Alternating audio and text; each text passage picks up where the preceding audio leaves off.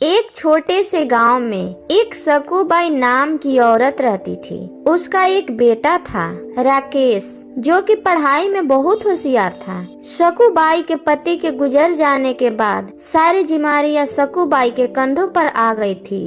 वह किसी के घर बर्तन मांजती तो किसी के घर खाना बनाती थी। उसका बेटा भी उसके साथ ही जाया करता था। वह वहाँ बैठे बैठे वह अखबार पढ़ा करता था। एक दिन जब वह अखबार पढ़ रहा था तो एक औरत आकर बोली, अरे राकेश, अखबार पढ़ने से तू कौन सा बड़ा अफसर बन जाएगा, जाकर अपनी माँ का हाथ बटा। राकेश बोला, मालकिन मैं बड़ा अफसर बनना चाहता हूँ, हम किताबें नहीं खरीद सकते, इसीलिए यह अखबार पढ़कर जानकारी प्राप्त कर रहा हूँ। मालकिन जोर जोर से हंसने लग गई।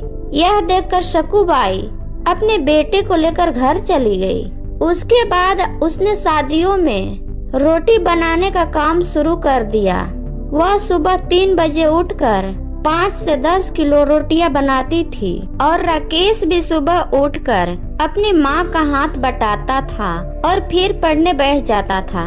एक दिन वहाँ उनके मकान मालिक आए और बोले, क्या सकूबाई, तुम तो 3 बजे ही सुबह उठ जाती हो और बिजली जला लेती हो, या तो बिजली का बिल भरो या यह कमरा छोड़ दो।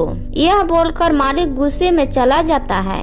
राकेश लालटेन जलाकर पढ़ाई करने लगा और सकूबाई भी उसी में गुजारा करने लगी। ऐसे ही कई सालों तक राकेश पढ़ता रहा और हमेशा अच्छा नंबर लाने लगा। राकेश की लगन देखकर उसके गुरुजी ने उसे दिल्ली जाने के लिए सलाह दी और खर्च भी खुद उठाने के लिए जिम्मेवारी ली। वह दिल्ली जाकर पढ़ाई करने लगा।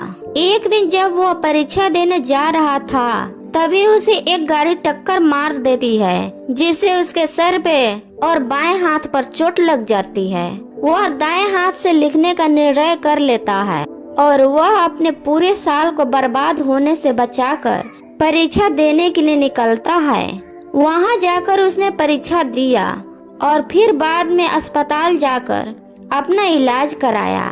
राकेश ने वहां भी अपनी पढ़ाई जारी रखी और इंटरव्यू दिया। इंटरव्यू देने के बाद वह अपने गांव वापस लौट गया। थोड़े दिन बाद उसकी माँ अखबार खरीद कर लाई और राकेश को अपना रिजल्ट देखने को कहती है। राकेश खुश होकर बोलता है, माँ, मैं पास हो गया, मैं अफसर बन गया। उन दोनों की आंखों में आंसू आ गया। दोस्तों, इस कहानी से आपको पता चला होगा कि हमें हमेशा अपना लक्ष्य प्राप्त करने के लिए मेहनत करते रहना चाहिए। दुनिया चाहे हम पर हंसी उड़ाए, लेकिन हमें कभी हिम्मत नहीं हारनी चाहिए और हमेशा अपने लक्ष्य पर ध्यान देकर जीत हासिल करनी चाहिए।